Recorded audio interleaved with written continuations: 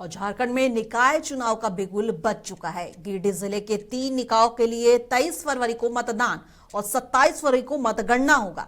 और आज कलेक्ट्रेट सभागार में डीसी और जिला निर्वाचन पदाधिकारी रामनिवास यादव ने प्रेस कॉन्फ्रेंस में निर्वाचन कार्यक्रम की जानकारी दी है। डीसी ने बताया कि विभिन्न पदों के लिए अलग अलग कार्यालयों में नामांकन की व्यवस्था की गई है।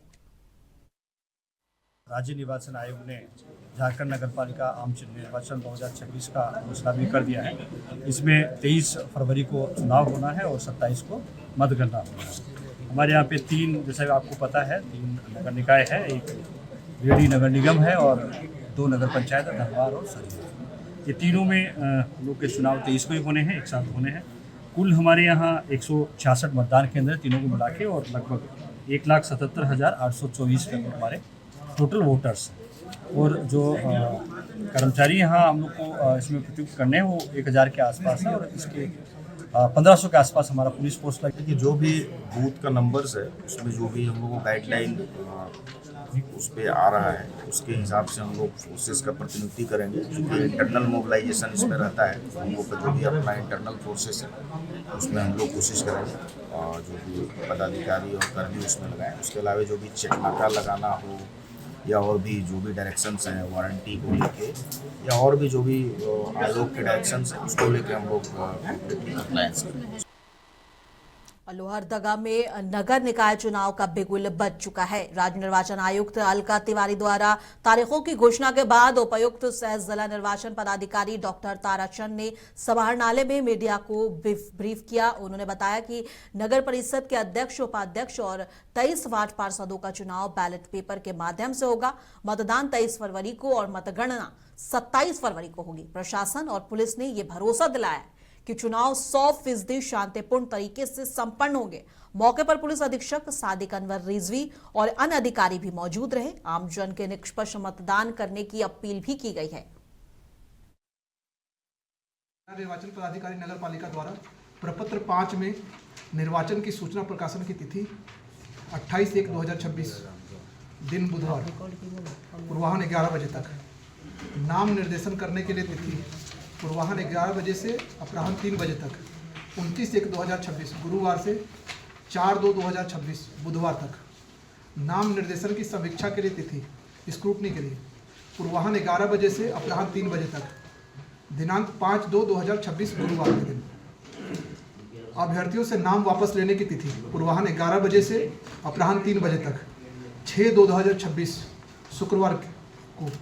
निर्वाचन प्रतीक आवंटन की तिथि पूर्वाह्न 11 बजे से अपराह्न 3 बजे तक, दिनांक 7/2/2026 शनिवार। तिथि जिसके दौरान यदि आवश्यक हो मतदान होगा प्रातः 7 बजे से अपराह्न 5 बजे तक, 23/2/2026 मतदान देने की तिथि। मतगणना की तिथि प्रातः 8 बजे से प्रारंभ होगी, 27/2/2026 शुक्रवार के दिन। पाकुड़ जिला निर्वाचन पदाधिकारी मनीष कुमार और पुलिस अधीक्षक निधि द्विवेदी ने बुधवार को समाहरणालय सभागार में प्रेस कॉन्फ्रेंस कर चुनाव कार्यक्रम की पूरी जानकारी दी। लेकिन जैसा उपायुक्त महोदय ने बताया, स्थिति जो लागू हुई है वो सिर्फ शहरी क्षेत्र में है क्योंकि नगर निकाय चुनाव। तो ग्रामीण क्षेत्रों में जो जैसा चल रहा था वैसा ही चलेगा, कोई भी वहाँ परिवर्तन नहीं होगा। परंतु क्योंकि हम लोग एक बॉर्डरिंग हमारा डिस्ट्रिक्ट है, हमारे बॉर्डर्स बगल के भी राज्य से लगे हुए हैं, तो उसको देखते हुए हम लोग आकलन करेंगे कि कहाँ हम अपनी पोजीशनिंग करें। झारखंड में लंबे समय के अंतराल के बाद नगर निकाय चुनाव का जो है बिगुल बज चुका है। और इस वक्त मैं मौजूद हूँ पाकुड़ समाहरणालय में, जहाँ डीसी मनीष कुमार एवं एसपी निधि द्विवेदी ने प्रेस वार्ता कर इसकी जानकारी दी। उन्होंने कहा कि आगामी कल यानी कि 29 तारीख से नॉमिनेशन फाइल की जो प्रक्रिया है वो स्टार्ट होगी और साथ ही साथ आगामी 23 फरवरी को मतदान होना है और 27 तारीख को मतगणना होना है। और करीब 37,000 वोटर जो हैं पाकुड़ शहर के वो अपने मताधिकार का प्रयोग करेंगे। और साथ ही साथ कुल 21 वार्ड में वार्ड पार्षद को चुना जाएगा और साथ ही साथ एक अध्यक्ष को भी चुनाया जाएगा। और पुलिस अधीक्षक निधि द्विवेदी ने साफ तौर पर कहा कि पुलिस की मुस्तैदी सुरक्षा के दृष्टिकोण से काफ़ी की जाएगी और साथ ही साथ अंतर्राज्यीय जो चेक पोस्ट है उन पर भी पुलिस नज़र रखेगी। अब देखना ये बाकी रहेगा कि आखिर पाकुड़ की जनता यानी कि 37,000 वोटर आखिर किनके सर पर ताज पहनाती है अध्यक्ष का और वार्ड पार्षद किनको चुनते हैं। मुंसिफ टीवी के लिए पाकुड़ से मोहम्मद कजरुल शेख। और पूर्वी सिंहभूम जिले के मानगो नगर निगम जुगसलाई के नगर परिषद और चकुलिया नगर पंचायत क्षेत्र में चुनाव होगी। डीसी पूर्वी सिंहभूम ने इसकी विस्तृत जानकारी मीडिया से साझा की है। की जानकारी में है कि राज्य निर्वाचन आयोग द्वारा झारखंड राज्य के लिए नगर पालिका आम निर्वाचन 2026 की घोषणा कर दी गई है। तो पूर्वी सिंहभूम जिले में 3 नगर निकाय मानगो नगर निगम, जुगसलाई नगर परिषद और चाकुलिया नगर पंचायत में निर्वाचन संपन्न किए जाने हैं। जो निर्वाचन का जो विवरणी है, जो उसका कार्यक्रम है, वो ब्रीफली मैं आपको बताऊं तो प्रपत्र 5 में जो सूचना का प्रकाशन है वो 28 जनवरी यानी कल सुबह 11 बजे कर दिया जाएगा। नाम निर्देशन करने के लिए जो तिथि है वो 29 जनवरी से लेकर 4 फरवरी तक है और जो समय है वो 11 बजे पूर्वाह्न से लेकर 3 बजे अपराह्न तक है। नाम निर्देशन पत्र जो रिसीव होंगे उनकी स्क्रूटनी या संवीक्षा जो है वो 5 फरवरी को संपन्न की जाएगी 11 बजे से 3 बजे के बीच में। अभ्यर्थिता वापस, जिनका नाम निर्देशन पत्र एक्सेप्ट होता है उनको ऑप्शन दिया जाएगा अभ्यर्थिता वापस करने का। वो 6 फरवरी 2026 को 11 बजे से 3 बजे तक होगा। जो व्यक्ति निर्वाचन लड़ रहे हैं उनके बीच प्रतीकों का आवंटन जो है वो 7 फरवरी 2026 को किया जाएगा और यदि आवश्यक हो तो निर्वाचन हमारा 23 फरवरी 2026 को संपन्न कराया जाएगा। जामताड़ा के रानीडीह पंचायत के श्यामपुर मोड़ में बीजेपी की ओर से विकसित भारत जी राम जी योजना की पर विशेष सम्मेलन आयोजित किया गया। सभा की अध्यक्षता बीजेपी जिलाध्यक्ष सुमित शरण ने की, जबकि मुख्य अतिथि झारखंड के प्रथम मुख्यमंत्री बाबूलाल मरांडी रहे। उन्होंने कहा कि अब मनरेगा के बदले मजदूरों को 125 दिन का काम मिलेगा और काम न मिलने पर भत्ता भी सीधे बैंक खाते में दिया जाएगा। भ्रष्टाचार पर रोक लगेगी। बाबूलाल जी ने मोदी सरकार की योजनाओं की तारीफ की और विपक्ष पर निशाना साधा। कार्यक्रम में बड़ी संख्या में कार्यकर्ता, पदाधिकारी और ग्रामीण मौजूद रहे। लोगों ने कहा कि भाई उस एक्ट में जो प्रोविजन उसका लाभ उस ट्राइबल को मिलेगा, उस जनजाति समाज को मिलेगा। जैसे कोई संथाल तो संथाल है तो उसकी पहचान क्या है, उनकी प्रैक्टिस क्या है, उनकी फेथ क्या है। तो जैसे जो जाहिर थान में पूजा करता है, जो माझी थान में पूजा करता है, उसका लाभ उसको मिलना चाहिए। लेकिन इन्होंने उस शब्द को ही हटा दिया, जो रूढ़ी प्रथा धार्मिक परंपरा है उसको इन्होंने शब्द को ही हटा दिया और जिससे उनके हक और अधिकार को छीना है उसका हम लोग विरोध कर रहे हैं। हमने कहा है कि उसके लिए लंबी लड़ाई लड़े। और लोहरदगा के चंदवा हिंडोलका टूरी साइडिंग में काम करने वाले डब्बा लोडरों के लिए राहत भरी पहल देखने को मिली। झारखंड के पूर्व राज्यसभा सांसद और छोटा नागपुर बॉक्साइट कोल वर्कर्स यूनियन के महासचिव धीरज प्रसाद साहू के निर्देश पर करीब 400 कंबलों का वितरण किया गया। कार्यक्रम में विधायक प्रतिनिधि और निशित जायसवाल भी की मौजूदगी रही और यूनियन की ये परंपरा हर साल चंदवा टोरी और रीचू घूटा, लोहरदगा, गुरदरी और सिरंग दाग जैसे खदान इलाके में निभाई जाती है। इस मौके पर यूनियन नेताओं ने मजदूरों के साथ खड़े रहने का पैगाम दिया।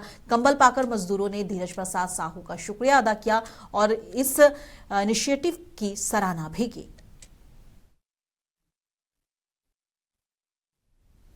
और निरसा के एसीएल मुगमा एरिया के चापापुर 2 कोलियारी मार्ग पर बीती रात एक सड़क हादसे में 22 साल के युवक की मौके पर मौत हो गई। मृतक की पहचान सोनवाद पंचायत के कोड़ा डंगाल निवासी मिथुन कुंभकार के रूप में हुई है। बताया जा रहा है कि देर रात लौटते वक्त अज्ञात हाईवा वाहन ने जोरदार टक्कर मार दी। हादसे के बाद परिजन और ग्रामीणों ने शव को सड़क पर रखकर ईसीएल प्रबंधन के खिलाफ प्रदर्शन शुरू कर दिया। ग्रामीणों का आरोप है कि भारी वाहनों का दबाव है, लेकिन न लाइट है न सिक्योरिटी। परिजनों ने 20 लाख मुआवजा और नियोजन की मांग की है। पुलिस मौके पर हालात संभालती ने जुटी रही। जी, ये तो बीती रात की घटना है और अभी सिर्फ ईसीएल का और ईसीएल मैनेजमेंट का सिर्फ नौटंकी चल रहा है। उनका कहना है कि मेरा प्रावधान नहीं है मुआवजा का, लेकिन हम ग्रामीण मृतक परिवार के आपको सहयोग के लिए 20 लाख का डिमांड रखे हैं और एक नौकरी का, जो अपना परिवार को भरण पोषण कर सके। एक कमाऊ लड़का था, यही हम लोग डिमांड ईसीएल से रखे हैं। तो क्या मैनेजमेंट से अभी कुछ वार्ता हुई थी क्या? जी, मैनेजमेंट बोल रहे हैं कि मेरे तरफ से, मेरे सीनियर अफसर के तरफ से फ़ोन से दूरसंचार से बात हुआ कि बोला मेरा ईसीएल की तरफ से कोई मैंने आपको मुआवजा का राशि नहीं दिया जाएगा। पर हम लोग गांव वाले के साथ हम लोग डटे हुए हैं, हम लोग मुआवजा लेके रहेंगे और नौकरी भी लेके रहेंगे, तब हम लोग इस जगह को खाली करेंगे। नियोजन देने के तो बात मानी है। हाँ जी, नियोजन देने का उन्होंने बात माना है कि माइंस में जो है एक उनके परिवार का। दुमका मसलिया के आश्रम चपुड़िया मैदान में सिद्धो कानू सपोर्टिंग क्लब की ओर से 3 दिवसीय फुटबॉल टूर्नामेंट का आगाज किया गया। इस टूर्नामेंट में झारखंड के कई जिलों से खिलाड़ी हिस्सा ले रहे हैं।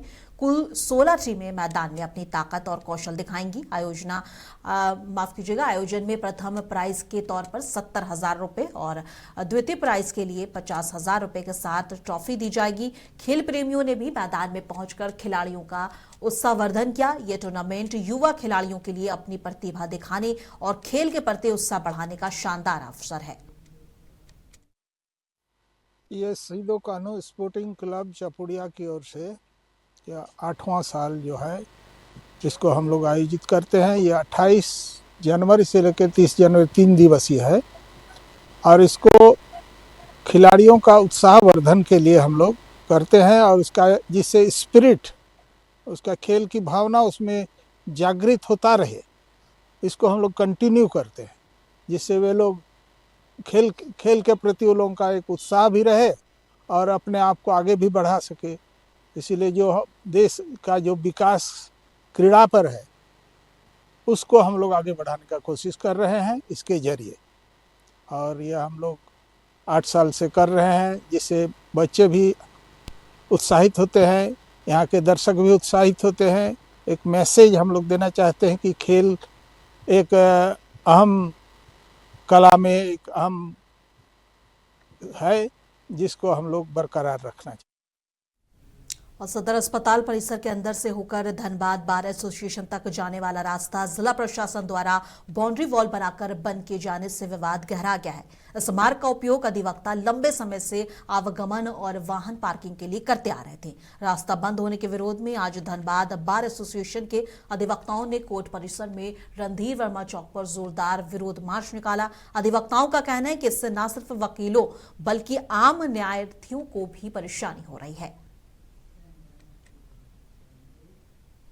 और जमशेदपुर के सिद्धगौड़ा थाना अंतर्गत बरीडी स्वर्ण रेखा नदी के डोंगा घाट में 26 जनवरी को डूबे 11 साल के अंकुश कालिंदी का शव करीब 48 घंटे बाद बरामद किया गया। अंकुश बिरसा नगर का निवासी था और दोपहर करीब 2 बजे डूब गया था। घटना के बाद परिजन और स्थानीय लोगों ने प्रशासन पर समय पर प्रभावी सर्च ऑपरेशन न चलाने का आरोप लगाया है।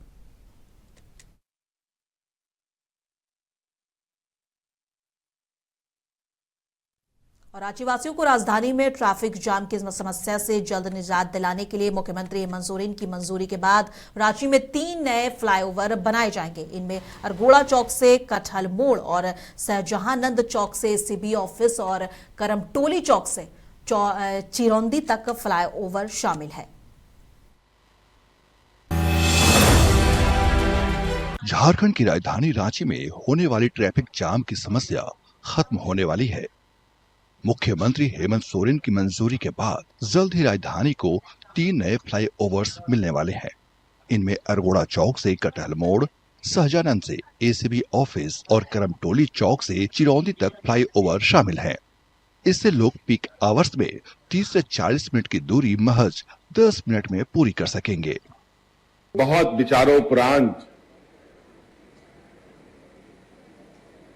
राज्य के आवागमन को कैसे सुगम बनाया जाए,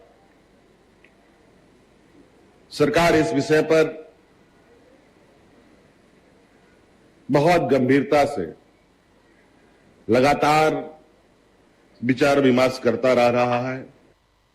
झारखंड सरकार के पथ निर्माण विभाग के प्रधान सचिव सुनील कुमार ने इसे हेमंत सोरेन सरकार की दोहरी योजना बताया।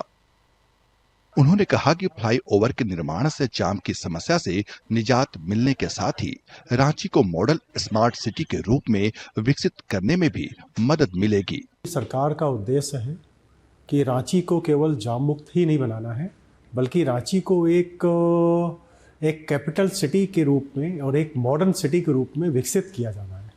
तो इसके लिए हम लोग राज्य सरकार माननीय मुख्यमंत्री जी के दिशा निर्देश के आलोक में पथ निर्माण विभाग और जो अर्बन डेवलपमेंट डिपार्टमेंट है, दोनों मिल के हम लोग उसको काम कर रहे हैं। अरगोड़ा चौक से कटहल मोड़ होते हुए चापो टोली तक 1.75 किलोमीटर लंबा एलिवेटेड फ्लाईओवर बनाया जाएगा।